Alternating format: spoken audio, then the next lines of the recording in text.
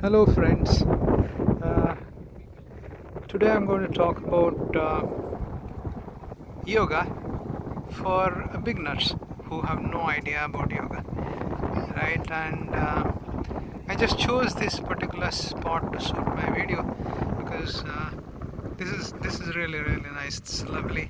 Right in front of me is Hudson River, and this what you see in front of you is Manhattan skyline. Really a lovely spot. I come here most of the times for my daily walk, and I sit here to relax. Uh, okay, now let's talk about yoga. Before we start talking about yoga, uh, we all know that for doing anything for that matter, and there has to be a driver, right? Something that drives us to do something. So most of the human endeavor or whatever we try to do, the primary motive behind it is happiness. Happiness drives us to do many things, whether we study hard, we pursue after a good career, we work hard to make money, we travel to various places, we have food in various restaurants, we have our friends, we like to establish connections with many people. Whatever we try to do, the primary inner drive for this is happiness. It makes us happy, that is why we do it. And happiness comes through many ways, right? It comes, you can enjoy good food and be happy, you can have a glass of wine and be happy, or you can have a good night's sleep, you can be happy. Or some people get a lot of happiness out of trying to achieve success, fame in life, and some people who are a little bit more evolved get a great deal of happiness by serving others, doing a lot of good to the society, to humanity, and to almost all the living beings and the environment also. So depending on the state of mind, how evolved the person is, different people get happiness from different kind of activities, right? But when you look at it, it's always the happiness that drives people to do things. Whether somebody is on the battlefield trying to shoot videos to show it to the world how difficulty the soldiers are facing to defend the country, or anything for that matter, right? So now when I'm talking about all these things, why am I talking in context of yoga? So you must be hearing some music on the background. This music is because some people are walking around here. It's a very lovely spot, and some of them are playing music. As you can see, there are a lot of people sitting on the Hudson River, and they're watching the nice the evening time near the river. Okay, now with yoga. So what yoga is, why yoga is so important when you're trying to look for happiness? So what yoga does essentially, it creates a shortcut. It provides you a direct connection to your inner core. And most of the people may not be aware, other than the yogis, that the inner being, the core of our being, is nothing but pure happiness.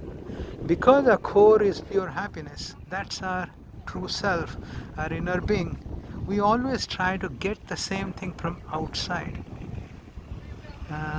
Because when you are in deep sleep, not in dream, when you are in dreamless sleep, you are also in the same state of intense happiness. So that is why you love your sleep, right? And because our inner core is pure happiness, pure joy, everybody look for happiness. And what yoga teaches you is a set of methodologies or techniques to establish a permanent connection with your inner core. You understand now, right? So instead of chasing happiness from outside, which you get it and then it goes away, you get it, then it goes away, you achieve something, you feel happy, after that once again the struggle begins. You eat good food, you feel happy, and then after some time the happiness is gone again, you have to wait to enjoy something else. So you're constantly pursuing happiness. Instead of that, if somebody finds a way to establish a permanent connection with the inner core, which is nothing but pure happiness. He is in happiness all the time, and then his dependency from the external happiness is not there. So you are no more slave to pursuing external happiness. External happiness comes, you are good. It doesn't come also, it doesn't bother you, because you are all the time happy. You're not looking for happiness from relationship, from your girlfriend, from your boyfriend, from your work, from this and that. When your dependency is on the outside, you become kind of a slave of external circumstances, and constantly you're trying to struggle to get that perfect state where your desires can be fulfilled and you can be happy. So because of that, the yoga becomes very, very important. So when you talk about yoga, there are almost like many techniques. There are not a single technique. Yoga has so many techniques. So let's talk a little bit about yoga. Most of the people know yoga as stretching, bending exercises. That's one part aspect of yoga. Some people know it as breathing exercises, rhythmic breathing, slow breathing, right kind of breathing. That's also another aspect of yoga.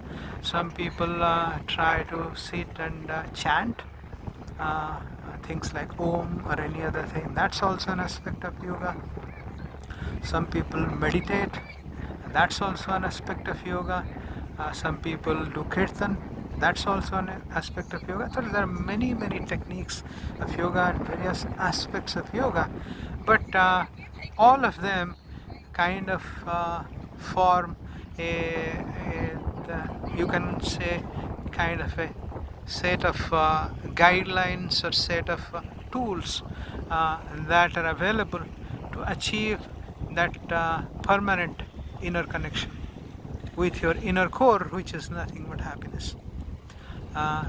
So that is why yoga is that important. So once you understand this much, that yoga helps you to establish a permanent state of happiness and peace, you understand the importance of yoga. And now in later videos we can talk about how to start, what to do, what not to do, and what are the right things to do, and how we can progress. We may not straight away arrive at a permanent state of happiness. It's almost like I was coming while walking to this place. I was coming through a park where kids are skating and they're trying to do skateboarding, and they're practicing. Some of these guys have been practicing for years together, trying to get those perfect jump on the skateboard. So just like anything else, being a soccer player, playing music, or whatever you try to do, everything requires practice. And after years of practice you get into perfection, but while you're practicing you can see the benefits coming to you straight away. Okay, and that's primarily why yoga is directly connected with your inner state of happiness, and it helps you to stay at peace, to stay more stable. It helps you also establishing good relationship with other people. It gives you more energy to pursue your goals, and it doesn't create frustration or depression if you cannot achieve your goal. It gives you courage and strength to regain your balance and pursue it again. So yoga gives you a lot of inner strength. So having said that, I'll stop my video here, and in the next video we'll talk about techniques. Okay, by the time if you have not seen who I am, let me turn the video towards me.